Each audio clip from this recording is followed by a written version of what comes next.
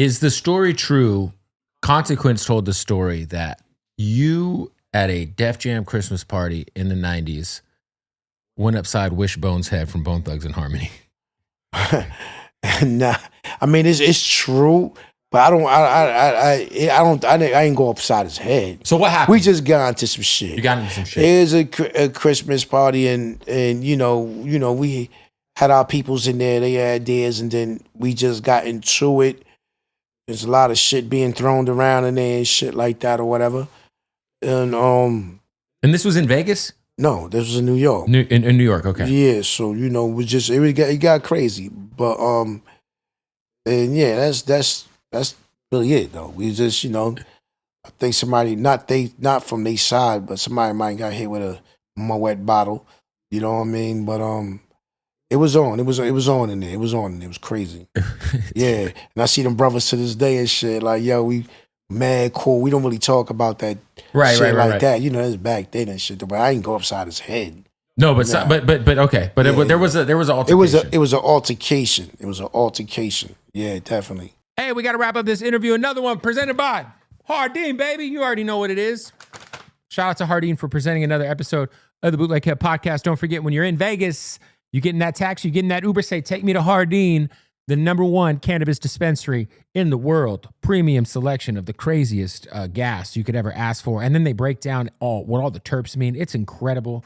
Go to Hardin_Las Vegas, shoot them a follow. And when you're in Las Vegas, make sure you shoot them a visit. Hey, want to give a shout out to our newest sponsor. You know, I don't like to vape unless it is pure solventless rosin.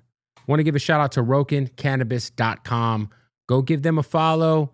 It's nothing but that good gas. Check them out at your local dispensary, RokinCannabis.com. Salute to them. Let's get back to the interview. What is your favorite non-ghost, set yourself aside, Wu-Tang verse of all time? Okay. On a Wu-Tang album, what's your favorite verse that isn't your own? It might gotta be from Genius, man. It might gotta be from Genius. He said it's on a Wu-Tang album? Yeah. Wu-Tang album, favorite verse ever that wasn't your own. I feel like Jizz, I mean, obviously, we talked about INS earlier. Jesus Christ. Yeah. I mean, you never know. Like, you know, because Genius is like one of my favorite rappers, like him and Nas. You know what I mean? But on a Wu-Tang album, oh man, I see you got me trying to. You gotta give me some time on that because I gotta go back and look at these albums and see what was what. You know what I mean on these albums and shit. But yeah, I can't even tell you that right now. So you end up on New God Flow, which was like a song that had like originally leaked and you weren't on it, but then you end up on like the official version. Yeah, because I was doing, me and Killah was doing Hip Hop Squares. Oh, that's like, the show. Yep. Yeah, and he was like, shout out to Rosenberg who was hosting it. Yeah, he's like, yo, Kanye got this fucking record, man. Yo, this and that and the third. Yo, he got the My Healthy shit on it. This and that. I'm telling you, yo, I forgot how he was saying like, you need to be on that. You need to be on this. Until when I heard the shit, and I heard like, oh shit, yeah, take that body. Oh shit, oh word. And then it was like, yo, I gotta get it. Even my manager was pushing me, yo, you gotta get on that, whatever the case may be. And I just jumped on it. Kanye didn't even know I was doing it. I just jumped on it and sent it to him and shit. He made a movie out of it. Because he broke all that music down and just had me come in at the end of it. So fire. Yeah, that's how he did it and shit. He made a movie out of it. Also, I think one of the greatest remixes of all time is the Special Delivery remix, which you fucking knocked out of the park. Oh, shout out to all-timer. Yeah. By the way, that G-Dep album was crazy. Shout out to Ghetto, great album. Right. No doubt. Yeah, I got that for Puff, you know what I mean? He wanted me to jump on that shit like that and like, shit. Yo, despite you cockwalking us in 97 on Hot 97, it's like, I'm going to do the remix. It's like, yo, no, because we ain't know then. Right. We ain't really know, like, you know what I mean? But, yeah, you know, Puff is Puff, man. He a funny dude, man. He crazy, man. You know what I mean? He had all night trying to get me to come shoot the shit. All he had to do was pay me. And he didn't want to pay, so. You you and Ray, and I just feel like obviously the whole clan in general just have so much influence over fashion. I think about the Wallabies and the Tommy Hilfiger. Like, like how did y'all initially get into the Wallaby shit? The Clarks, because it's like, I mean, his neighborhood to me was like, yo, because he had like a lot of drug dealers up there, right? A lot of Jamaicans and you know what I mean, Guyanese big drug dealers, right, up in there. And every time I go to the hill, that's what they was wearing with big heavy jewelry on. That's where the vision came from. Was like, yo, when I get on, throwing on this robe, Wallabies, you know what I mean, chains, get a bird. They had all, cause they was real milky up there. Niggas had all that shit, like birds, chains hanging down to they fucking navel, and you know what I mean, and all that other shit. So I always kept that vision with me, and that's why I use it for myself. But it was like, yeah, Ray loved fashion. He loved fashion. He know his shit. I mean, he might be he know how to put shit together. Say it like that, and he know fly shit. So I pick up a lot of that shit from him. Yeah. You know what I mean? So yeah, he just one of those guys with the fashion. And Cap know his shit too. But Ray know names. Ray got names. He know names and shit. If we set aside Iron Man and Supreme Clientele, they're up on the mantle. What's your favorite Ghost album? Your solo album outside of those two?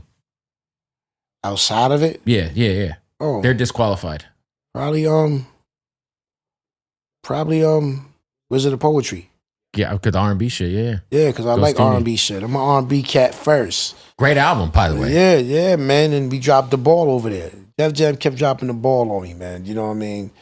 So that was it. So I was like, yo, you know what? And I feel like a lot of songs that could have been singles. And it dropped the ball. I could have been I could have been surfing right now. You heard? But it was like, you know what I'm saying? It was like they dropped the ball like so many times. You know why? Because the core of it left. When you passing it down, no disrespect to nobody, but you know what I mean? When you got a motherfucker that don't see a vision and just taking you like, yo, all I'm telling these guys, yo, you gotta believe in me. Believe in what I do. That's it, yo, this and that. I'm still that nigga. You know what I mean? And they leave. Then somebody else come in and take over. Then it's like 3-4 people changed in there when I was there. You know what I mean? I feel like you and Raheem Devon had some joints on. Like, I feel like Raheem Devon. Yeah, that shit. That what's that shit we had instead of Baby? The other one. Do Over. What? Yeah. Do Over was crazy. And the John Legend joint. What was the and then you had the Back Like That remix on there with Ye. Yeah. It was at the end. Yeah, come on, man. Yeah. You know what I mean? So it's like I said, you know what? I'm where we can't lose, I'm gonna give you a bunch of singles. That's what I gave him. I just hit him with a bat. Album of singles. Take that, because you can't deny really like none of them shits. And they ain't do nothing. I saw John Legend one day. He said, "What happened?" I said, "Yo, man, I don't know, bro. I couldn't even really. I couldn't say nothing. Right? It's like, yo, you got this Grammy Award winner, whatever, or nominated this many times, and you can't even do nothing with that record. They didn't want to do nothing. You know what I mean? And it was like I said, I ran through like 4 different bosses up there. You know what Great I mean? album. Yeah, it was fire. You know what I mean? Yo, what do you like? Because there's so many like weird spin-off Wu-Tang projects that like, if you were to go to Wu-Tang Spotify profile, there's like hella random shit. Right. That I don't consider Wu-Tang albums. What is the last album you consider to be a true Wu-Tang album? A true Wu-Tang album? Like, I mean, something I like? No, just like an official Wu-Tang. There's so many fucking random Wu-Tang. I don't know what the fuck's going on sometimes. It's like the Think Independently shit. And then there's like, it's just a lot of shit's just getting kind of thrown together with the logo. But what's in your opinion, what was the last time it was this is a Wu-Tang project? Like, put this up in the discography as a Wu-Tang I mean, it's album. different. I mean, even some of the shit that we did after to me, the first 2 albums was Wu albums. So even the W, Iron Flag. W was cool. It was a Wu-Tang album, but it was dark. It was too dark. It was too dark. Shit was like, damn, nigga, what the fuck? You know what I mean? It's like you just came off of this, and it's like, you know, I mean, I'm in it, but you know what? I'm keeping a buck with you. I didn't really like. I'm funny, man. Y'all Like, niggas- was a Better Tomorrow? It was like a Better Tomorrow, I think is probably the last one in my head that it felt like you guys all were I don't know. this I is a gotta hear Wu-Tang it album. again, but you know what I mean. But I'm I saying think if you like it or not. I know. Listen, man. Like I said, the first two, I know those was the joints.